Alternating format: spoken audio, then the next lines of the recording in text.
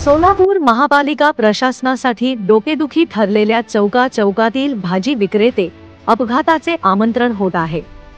सोलापूर शहरातील 70 फूट रोडवर महापालिकेने कारवाई करून भाजी विक्रेत्यांना हुसकावून लावले, मात्र विजापूर रोडवरील फुटपाथवर बसून भाजी विक्री करणाऱ्यांवर आज बुधवारी दिनांक 2 जुलै रोजी सोलापूर महानगरपालिकेच्या अतिक्रमण विभागाने कारवाई करून केली।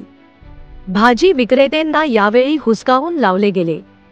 यावेळी विजापूर रोडवरील अतिक्रमण विभागाची गाडी दिसतात भाजी विक्रेत्यात पळवापळवी झाली।